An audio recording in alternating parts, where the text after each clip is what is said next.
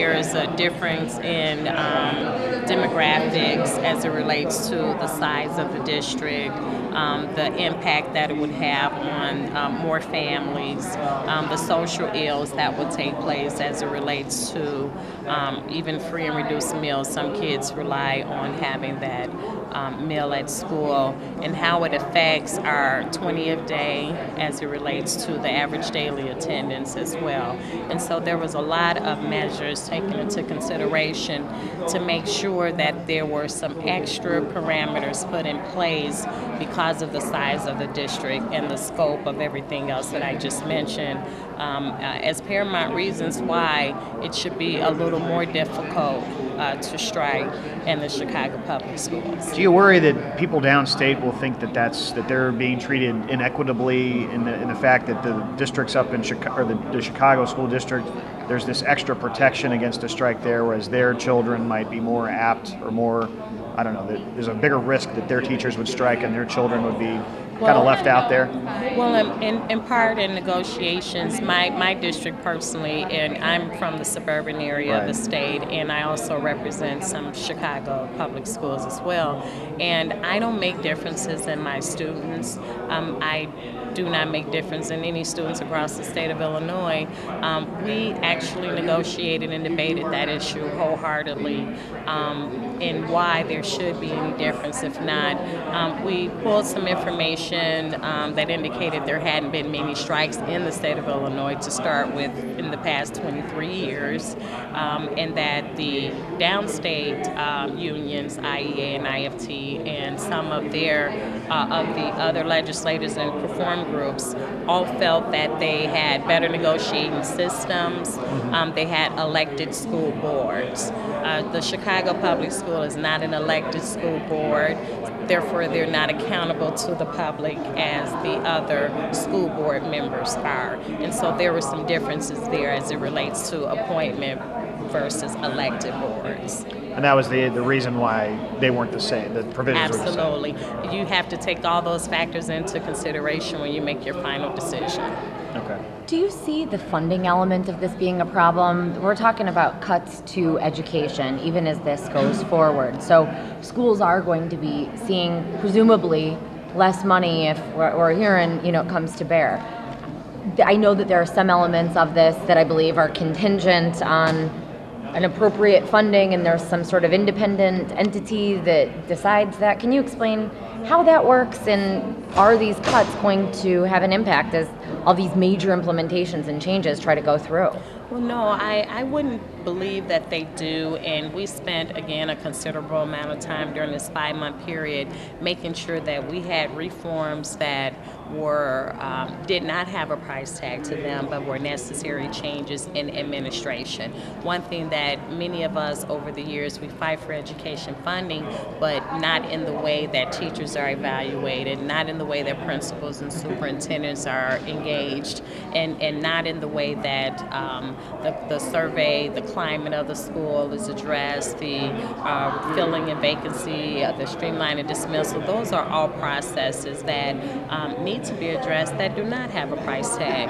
I think that those are critical measures in the performance of students, and I believe that with the implementation of all these measures combined, you will find that there is really no cost to improving the streamlining on how we as administrators administer education to our children. So it's very little cost effective.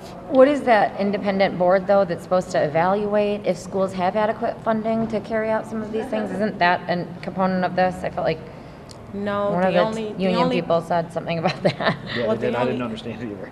The only panel that I'm aware of that is created is during the 90-day fact-finding process if the Chicago Teachers Union or the Chicago Public Schools deemed to trigger a fact-finding process, both would be eligible to recommend one candidate from each group, and the two combined would select a third person who would become the chairman of this third person panel, who would be the mediators over the negotiation of the paperwork set forth. I'm not exactly sure of any other He said something funding. about, what was it, regarding performance evaluations maybe, and how I think It that went was over it. my head, frankly. It was. Well, I think it was only in a matter of school districts would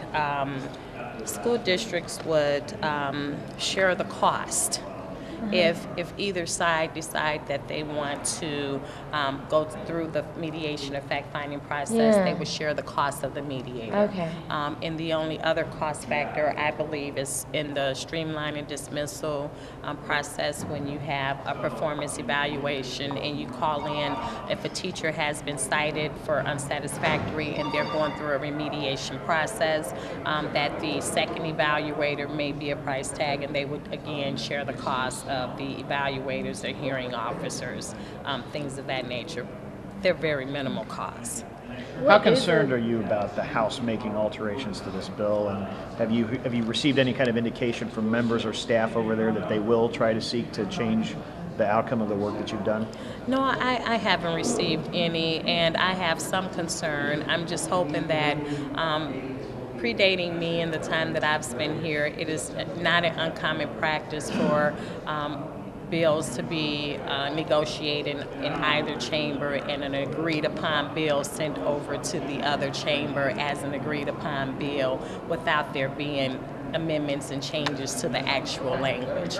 So I'm hopeful that the same process that I've become accustomed to as it relates to respecting the process remain intact as this legislation moves forward. Do you worry that the speaker will try to take out his, I don't know, animosity towards some of the teachers' unions via this bill in some way? No, I'm not, and my comment in the press room earlier was not directed at Speaker Madigan in any way. The speaker was in total support of the Senate negotiating the bill on this side, period. What do you mean by the Roger Eddy comment? Well, I think he's a superintendent, and I believe if he began to put his personal opinion in, it could be swayed from his perspective as a superintendent, where when you have a group, it's the perspective of the teachers, the principal, the union side, the reform side, all of them together decided the ramifications that will be put in place for the superintendent, not a superintendent himself. And so that's what I'm concerned with.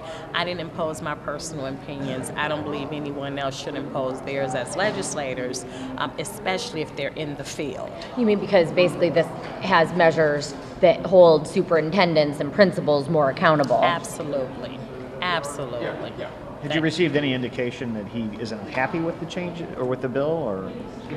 Well, he was willing to file his own bill, and the entire group was a little taken aback with it because they thought they never came to the table with him. How could you have a bill ready to draft that no one ever negotiated? So there was some concern because of the threat of them filing their own bill in the House. Okay. Which, do you think that was just like a ploy to speed up negotiations on the Senate? I didn't need their help to speed up the process. If you look at all of the issues, you will find that they're very serious and measurable consequences for the changing of a profession and how it's been regulated. And I believe those stakeholders needed to vet out all the issues and come to a process that we could all agree on.